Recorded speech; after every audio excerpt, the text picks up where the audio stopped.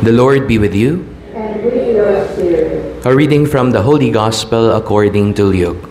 Glory to you, O Lord.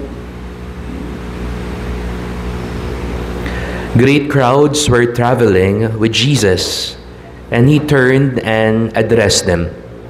If anyone comes to me without hating his father and mother, wife and children, brothers and sisters, and even his own life, he cannot be my disciple. Whoever does not carry his own cross and come after me cannot be my disciple. Which of you wishing to construct a tower does not first sit down and calculate the cost to see if there is enough for its completion? Otherwise, after laying the foundation and finding himself unable to finish the work, the onlookers should laugh at him and say, "This one began to build but did not have the resources to finish."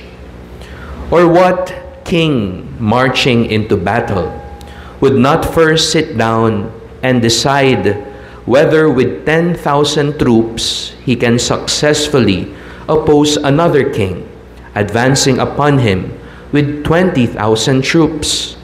But if not, while he is still far away, he will send a delegation to ask for peace terms. In the same way, any one of you who does not renounce all his possessions cannot be my disciple. Sisters and brothers, the good news of our salvation. Praise to you, Lord Jesus Christ. Once again, good morning po sa inyong lahat. Pakigreet po natin yung mga katabing good morning. A blessed Sunday to one and all. I hope we are in the best of our dispositions to listen to the Word of God today, 23rd Sunday in Ordinary Time. Meron pong statement na sinasabi, winners are never quitters. Tama po ba yan? Winners are never quitters. Ibig sabihin daw po, yung totoong panalo sa buhay, sila yung mga hindi marunong sumuko. Napakarami pong mga notable persons in history that were slow starters.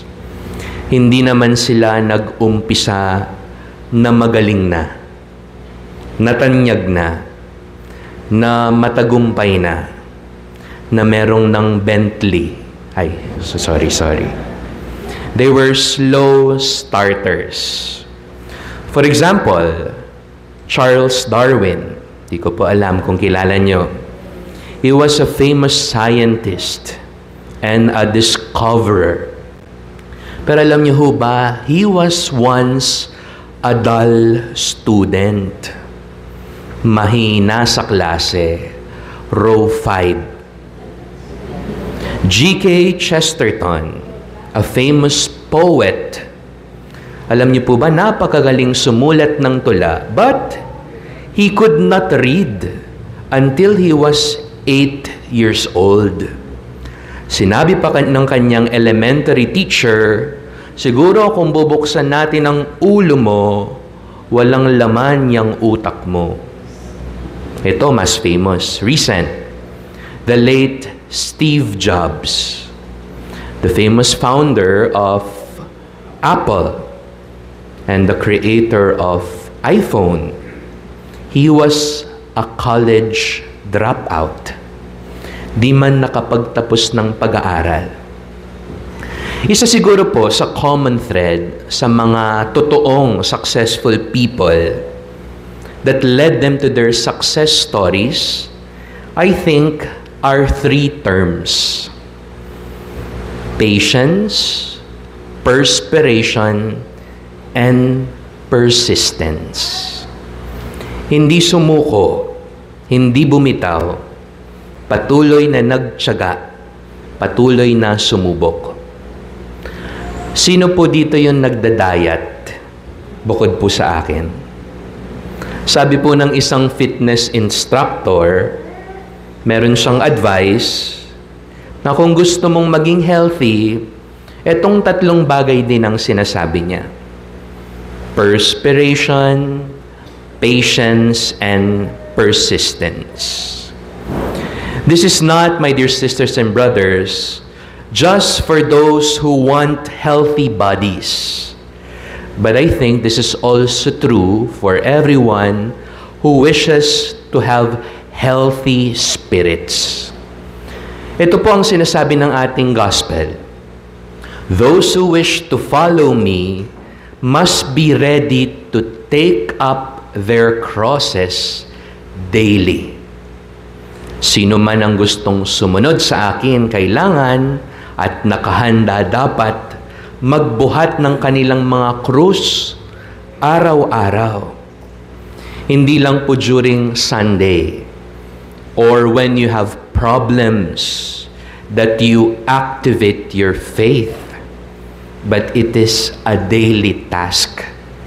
Para sa mga Gen Z, yung term nila dito, daily grind.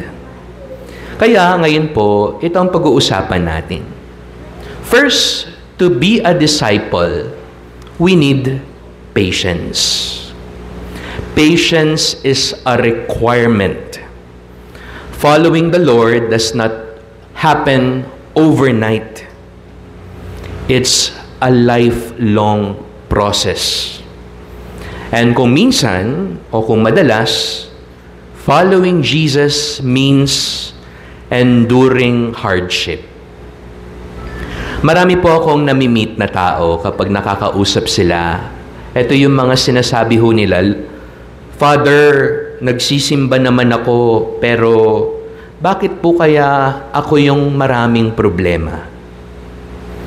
Father, alam ko naman po sa sarili ko, mabuti akong tao. Pero bakit kaya ako yung may sakit? Meron nga akong kilala, napakasama, korap, di man nagdarasal, pero sagana ang buhay. Bakit po kaya ganon, Father? Father, nagdarasal naman ho ako, pero bakit kaya hindi ako sinasagot ng Diyos? Patience, my dear sisters and brothers. With patience, it allows us to put our 100% trust, not just in ourselves, not just in our capacities, but we put all our trust in God. And in time, with patience, we will know that His plans are always better and greater. Di ba po sa Pilipino, kapag may tiyaga, may nilaga. Amen. Next is perspiration. Following Jesus, being His disciple, requires hard work. You need to put on an effort. Kung gusto mong mag-diet, katulad ko, hindi lang sinasabi, ginagawa, inuumpisahan. Katulad din ng pananampalataya, ito'y isinasabuhay. For example, forgiving someone who hurt you, hindi lang yan dapat nasa isip. You need to make an effort. Loving others, especially the needy, hindi lang yan poster. You need to make an effort and share. Pang sa Starbucks ko ba to? 5 times na ngayong week? O pang tulong ko sa nasalanta ng kalamidad? Fighting for justice is not just in conversations. Wala na talagang pag-asang Pilipinas. But it is in everyday decisions. Nagfa-fact check ka ba ng mga nakikita mong news online? Do you involve yourselves in national issues? Do you vote wisely? Perspiration. Amen? And last is persistence. Following Jesus, one should be persistent, consistent. Ibig sabihin, never giving up. Kung minsan po kasi kapag walang nangyayari sa buhay natin, especially with our faith, the easier solution is to give up. Mas madaling sumuko kesa patuloy na maniwala. But if we are to relate this to being healthy sa mga nag-e-exercise, hindi po ba? Kapag mas nangangawit, ibig sabihin, mas nagiging effective. This is also true with our faith lives. Ingbe panalangin nga raking kapampangan para yakaretang biyasang mibata, magtiyaga, magpursigi, aliya para karetang mamalagwa at mamirapal. It requires persistence. Question, are we willing to show up for God even if it is difficult? Not only during red letter days, but also during rainy ones, difficult moments. That is persistence. It builds not just character, but it strengthens the faith. So for today, Jesus is inviting us, whoever wishes to follow me should take up his cross daily. It requires patience, perspiration, and persistence, now and forever. Amen.